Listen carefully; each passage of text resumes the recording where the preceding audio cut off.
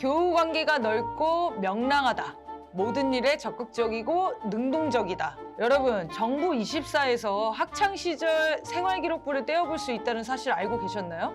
저도 제 생기부가 궁금해서 한번 떼어봤는데요. 사실 대부분의 경우 이런 긍정적인 말들이 적혀 있을 겁니다. 그런데 생활기록부에 준법성이 결여되어 있다는 충격적인 말이 적혀 있는 사람이 있습니다. 바로 이번에 청문회를 했던 이진숙 방통위원장 후보인데요. 중학교 때부터 준법 정신이 유독 낮았던, 떡잎부터 남달랐던 이진숙이 지금까지 얼마나 불법적인 삶을 살아왔는지 함께 알아보겠습니다. 입 벌려라, 시사 들어간다.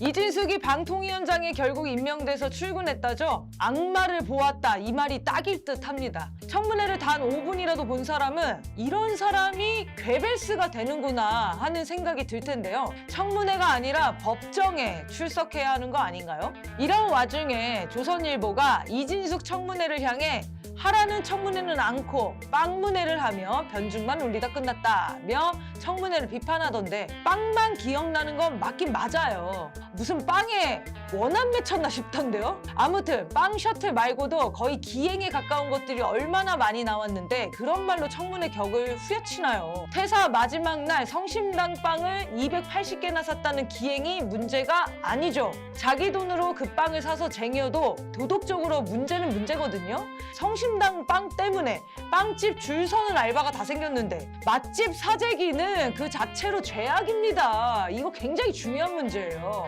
아무튼 가장 중요한 문제는 이걸 자기 돈이 아니라 법인카드로 긁고, 게다가 그게 퇴사 몇 시간 전에 선결제한 거라는 거 아닌가요? 일반 직장인도 이렇게는 안 합니다. 바쁘고 청렴하게 사느라 법인카드를 너무 한도 이하로 써서 퇴사날 억울해서 몰아 긁었고 사원들에게 작별 인사차 쐈다.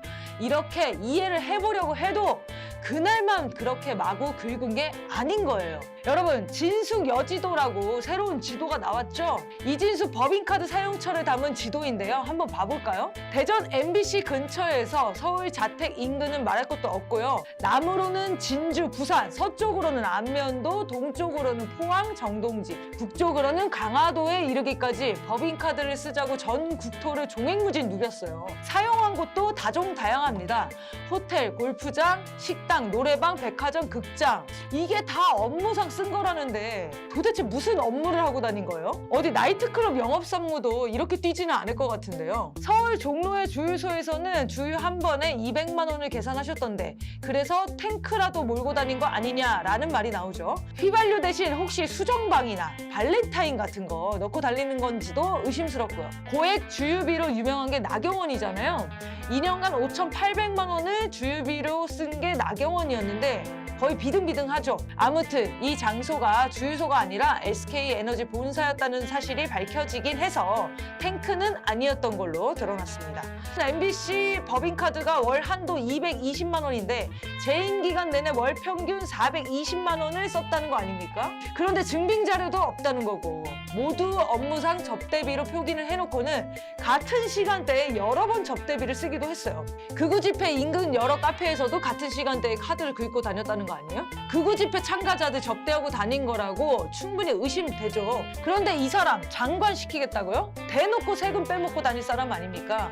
횡령죄, 배임죄로 처벌해야 할 상황이죠. 법카랑 빵이 너무 많이 나와서 참 추잡한 사람이구나 할 텐데 추악한 구석까지 있습니다. 일본 극우도 울고 갈 수준의 처참한 역사 의식을 갖고 있다는 것도 드러났습니다. 5.18 폄훼도 그렇고 일본군 위안부 강제동원이라는 역사적 사실마저도 부인한 태도 말이죠. 논쟁적 사안이라 답하지 않겠다고 말하는 그 낯짝에 욕이 치밀어 오르더라고요. 동네 통반장에서도 파면시켜야 할 수준의 인간을 장관급 공직에 등용하겠다는 게 말이 되는 얘기인가요? 게다가 윤석열 고위층의 부정부패 세트 중에 이게 빠질 수 없죠.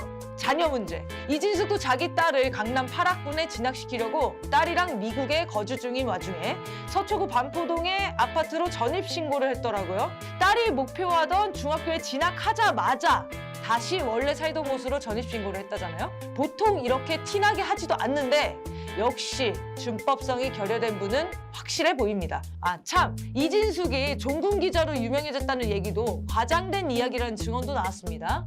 이라크에 가서 현장이 아니라 호텔방에 앉아서 기사만 썼다고 하죠. 미군이 안전하게 관리하는 지역만 다녔다더라고요.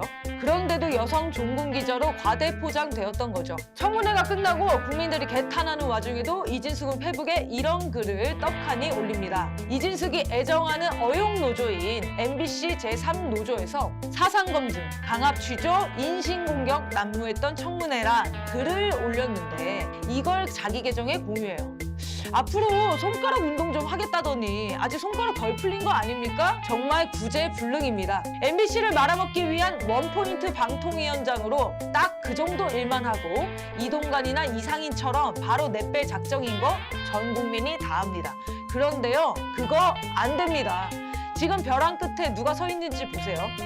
윤석열과 난파선 상태인 국힘당이 벼랑 끝에서 벌벌 떨고 있어요. 이진숙이 간당간당한 그들을 세차게 밀며 뛰어내리는 게 지금 상황입니다. 업무상 접대의 화려한 결말이죠. 접대하던 그 사람들과 부디 열심히 추락하시기를 바랍니다.